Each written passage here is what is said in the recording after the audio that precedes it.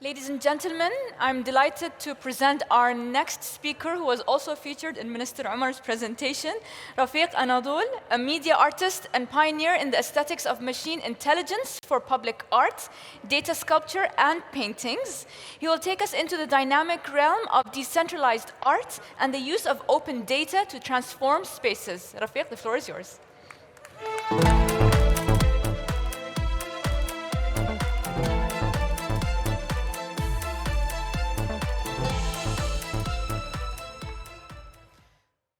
Can you hear me? Okay. Hello, everyone. I'm great to be here, deeply grateful to be here. His Excellency Omar bin Sultan Al Olama and Her Excellency Noura bin Mohammed Al Kabi. Great to be here today in Dubai and Arab Emirates. And I'm excited because it's my first time doing a keynote presentation about my work. I am a media artist and coming from Los Angeles, California with my wife, Efsun. She's also here, one of the member.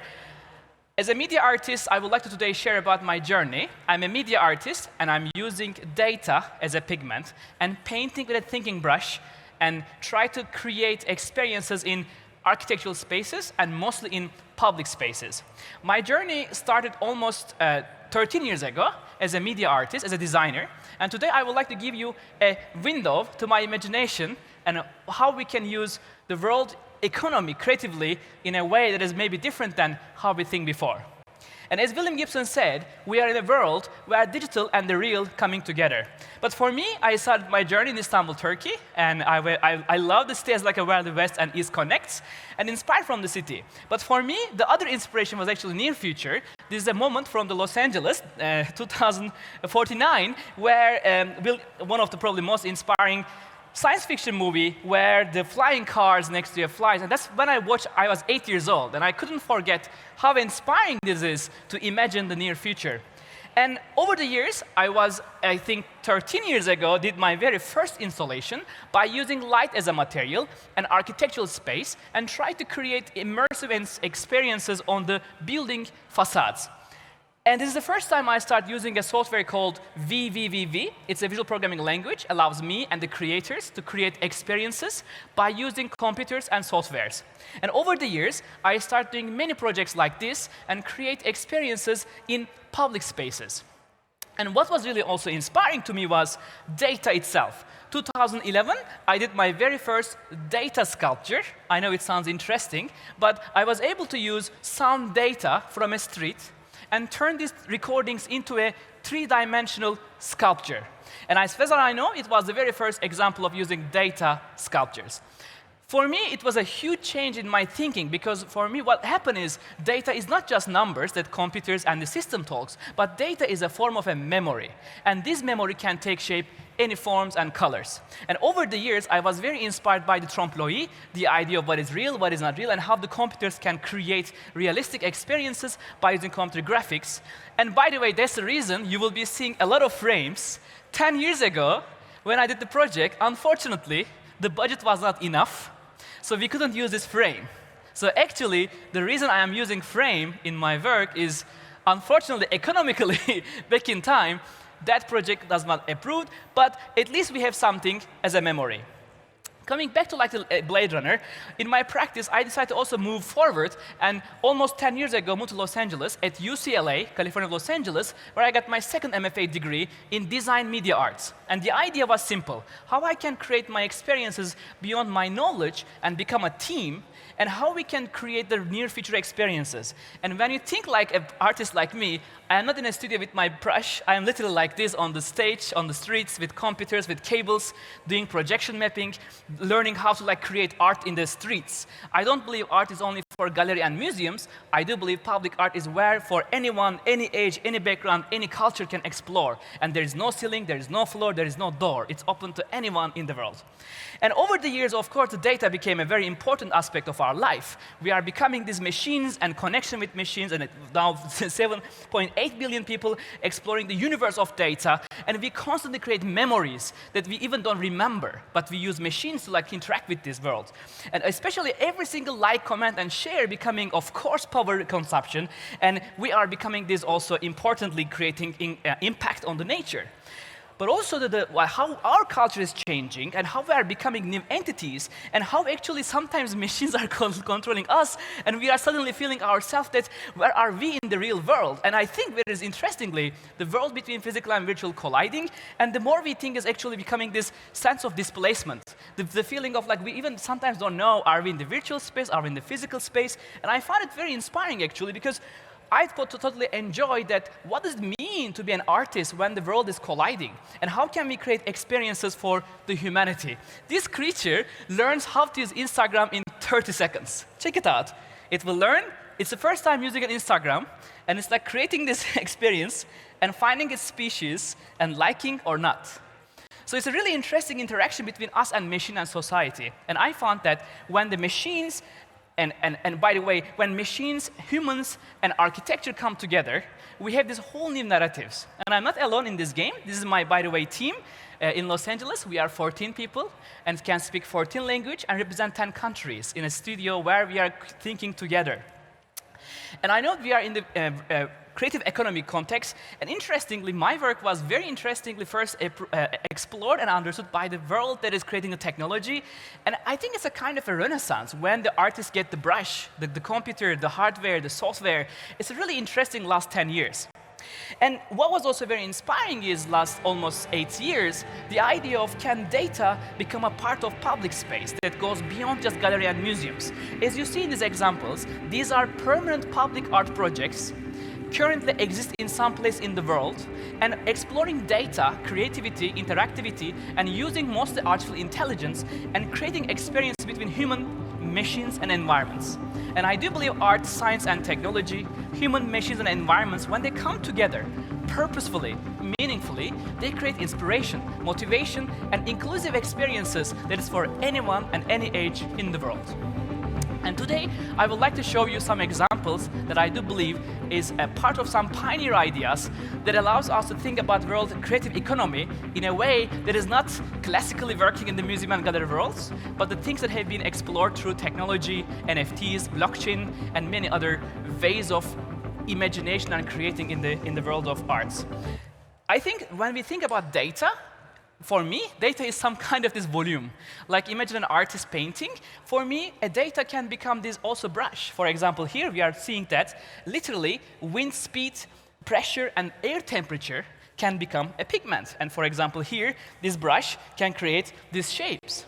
For example, here we are seeing winds of Istanbul on the left, winds of Boston on the right. Each cities have their beautiful, unique patterns in nature. Like Monet remembered the atmosphere, I don't think it's so different to think with algorithms and data, and we can paint with the memories of our nature. So this imagination became much more kind of a way of thinking, like a childish dream. What else we can do? Wi-Fi signals, Bluetooth, heart rate, skin conductivity, brain activities, pretty much anything in life that we can connect a machine can become a data, and that data can become a pigment or a sculpture or a painting. And even like, for example, Black Sea data is also transforming into this a new exploration of simulation in life. This is not a real water, but what will happen if we start to watch an AI dreaming water? And how do we feel about it? And how can we create these experiences in a way that generates new experiences? Of course, this is just an installation, art installation, not real, but what happens in the real world when the virtual and the physical space starts to collide? And how much distance we have, and how many algorithms we can create in real life to make these experiences. And over the years, we saw that like things that connect us. For example, every single flight ever happens in 24 hours. So what you are seeing here is the blue dots are the flights, and the reds are airports. So we are watching how the world connects each other in 24 hours. So making invisible visible is a really inspiring part of imagination when we use data. And this, for example, interesting one, what happens when we remember? Like, can we touch our memories? Can we know the moment of remembering, and can we measure it? And neuroscience can do it. So what we are seeing here, an art project, truly using EEG data from a brain activities when we are remembering, and AI finds the moment of remembering, and the custom software turns it into a data sculpture that we are watching the moment of remembering. I think the data and who we are as humans with the machine and collaboration, the unfolding narrative is becoming much and much inspiring. While it's a abstract data, and we have no problem about privacy and the free will, but of course, eventually, the machines are becoming a part of our life. And what else can we dream? And what else can we imagine? I think it's really inspiring. And the other project I would like to show today, Library of Babel, one of the most inspiring book that I read, and it truly inspired. And 2016, we designed Archive Dreaming, one of the first example of AI data space that the AI learns from these 1.7 million documents in a library and clusters them. On the left side, what we see is how the archive done. On the right side, we are seeing how it's sorted out. And we are also seeing a version of this space as an immersive, where you can go and see how AI learns. And AI, unfortunately, learns much faster than us, and most likely it doesn't forget. What does it mean to become an AI in the 21st century? That is, how can be a part of our life? Can we learn better? Can we remember better? Can we find the library of the future? Is it like the libraries only needs these like shelves? Can it be like beyond that? I think libraries where information turns into knowledge is one of the most important places, I think, to imagine the public artworks. The other project I think that you will see outside also, I'm great to be here with my artwork in the main area, it started almost 5 years ago. And what you are seeing here is on the left side, AI is dreaming sort of documents from the library 5 years ago. And on the right side, this idea of pigmentation, every single machine decisions becoming a pigment on the surface. And the reason that you are seeing this piece is almost a 5 years long research. And this research started, and since last 5 years in the studio, we trained more than 100 different AI models. We have more than 5 petabytes of public data that is not hacking, truly using social media, available content that turns the data into paintings and sculptures, and as you see here. And we are looking different patterns, but at the end, what was really inspiring is, as you see here, each AI learns different movements, different colors, and different patterns, and gives different reasons. It's like our memories in also life. And what is really fun also and inspiring is the pigmentation part. So it is a kind of an optical flow algorithm, looks at the data, that how the AI dreams, and then that patterns becoming this pigmentation on a TV, on like a sculpture, on a building, or anywhere else. And also, to how to make this happen is also interesting. When AI learns data, it holds the information in a space called latent space, which we don't see it, we don't feel it, but we know mathematically there's a space. So what you are seeing here is a Renaissance era, for example, architecture. We are looking AI, literally I am using a joystick like a PlayStation or something like a game console, and then we are flying in its mind and finding what kind of dreams it can create, and connect those dreams to each other and let the machine complete the dream. So from a facade to building to interior to exterior, it's all machine creating itself. And this is, I think, the part that when the creation starts, this creates experiences in different concepts and different contexts. And it's all about like which data, which kind of algorithm, and which kind of dream we can create. Also, 3 years ago, we also look at kind of patterns. What happens if you look at the urban, the nature, the space? Things doesn't belong to one person, but the humanity. And how can we use collective memories in a way that is excitingly can become a new storytelling? For example, these images are not real. They are all from New York, and each single image you see here looks like real, but it's not real. So we use 113 million images of New York and reconstruct these images by using NVIDIA's StyleGAN algorithm. And so far, it's the most cutting-edge AI algorithm. And then that turned into an immersive room where the many people can explore, being surrounded by the images, by the AI dreaming about New York, and creating these immersive spaces. As far as I know, this is the very first example of using 18 projectors surrounding the audience with 32-channel sound and hyperreal sound, and creating an experience that is never seen before. And the other project that I think today can be also fun to think about, what else we can use in these installations. So this is an interesting one. We trained an AI with 70 million flowers. every single flower we could find online. And these are machine dreaming flowers, all the flowers in the world, technically. And then we thought, what will happen if we make an immersive room that is truly dreams the flowers, but while dreaming the flowers, what happens if we have a scent? Like, can we feel something beyond just sound and the visual, but also the scent? And very good to say that in collaboration with Bulgari, we generated this installation, and literally when you open the door, you are feeling the scent. And that's not real, but also AI made. And each visual, each color attached to a scent in real time, changing by time and space. I believe this is another way of we will be seeing a lot in the future. It's the very first example of transforming our senses into a narrative that using AI dreaming flowers of our beauty in nature. And the other project I think is also very inspiring is the space. We are working with NASA GPL and literally looking for the memories of machines in the space, such as ISS telescope, Mars telescope, and Hubble telescope. And each of them can create exciting projects, which later become also NFTs, which I will explain you later. And last May, something also exciting happened. And as we all know, NFTs, which is a part of blockchain, specifically smart contracts, allowing creators to create economy around their work. And I was also one of those lucky person, almost 3 years ago, one of my collectors invited, and last year we started doing this NFT projects. How can a machine dreams and memories can become an artwork, and how those artworks can become sculptures and paintings that can be also digital. I mean, ideally, they are all digital. They are not in the physical world.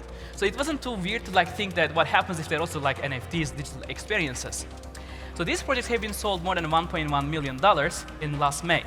And later, the quantum memories was an interesting project. This is using literally the world's most cutting-edge quantum AI data from Google's supremacy test.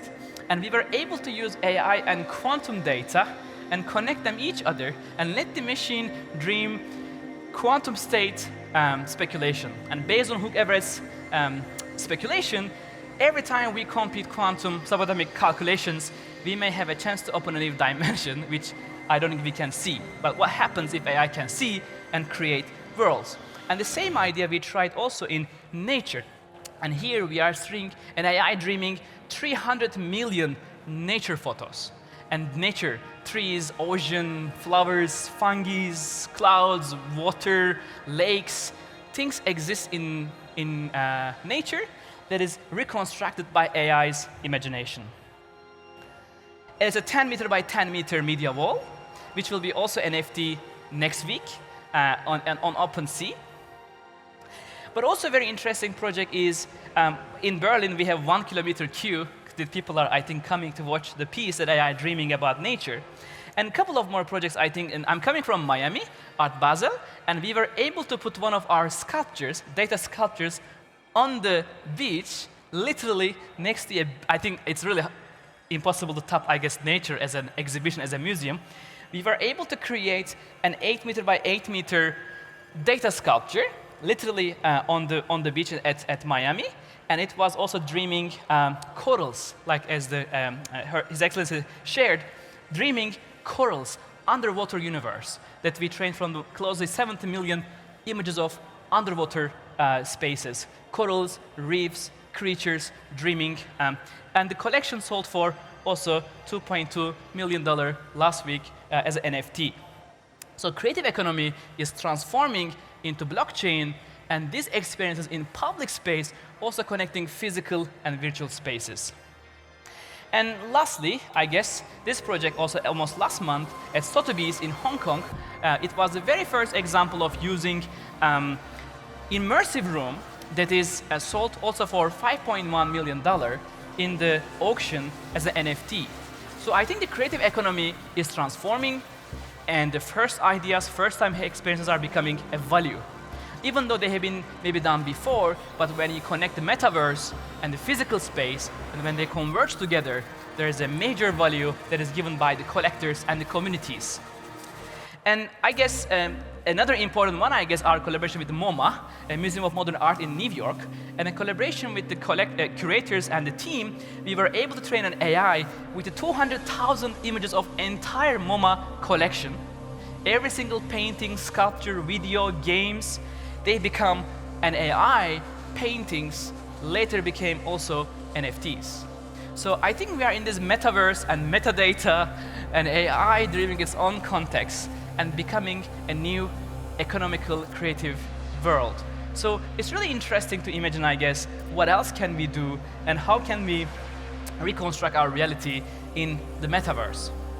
And I guess this later became these paintings and sculptures, which, who knows, like if 200,000 paintings, one of the most valuable art collection, is this AI the most valuable AI in the world in terms of art? Because it's one of the most highly valuable art collection.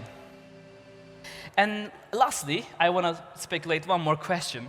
I do believe AI, neuroscience, and architecture can create the next level of architectural imagination. This is a building in Los Angeles, California, created by one of only Frank Gehry, one of the most inspiring architects of our time. It's a building, LA Philharmonic, they're a Philharmonic building. And the question was, what happens if this building one day dream? And to make this happen, we take 100 years of every single data point that exists. And we train the AI and projection map the building in the form of kind of a living sculpture. So these visuals are coming from 42 projectors, and every single data point that we learn from are becoming a public art that is for anyone, any age, and any background. The project received more than 100,000 people in just 5 days and received a remarkable audience reaction, a free public art on the streets that is truly reconstructing our reality. I do believe when the new creative economy in our future, the AI is clearly taking a role and clearly data becoming a new pigment, and the buildings can dream, and our memories, our dreams, and our pretty much everything in life can become a pigment for creators. And I do believe the new creative economy doesn't mean only the old world classic imagination of an artist and an institution. I think it's also creators' role to connect the institutions, the creators, and maybe the private sector. We should imagine, I think, new ways of models that this can be done. So I do believe maybe, unfortunately, pandemic give our focus to something else, but maybe these NFTs or blockchain technologies and many others coming up to ourselves, it doesn't matter whatever the technology is. The center point is being human. The center point is our emotions. There is no meaning in any technology if there is no story and if there is no connection. So I do believe at the end, doesn't matter which technology we use and how, it's all about being human in 21st century. Thank you very much for listening, and I'm leaving you with one more dream.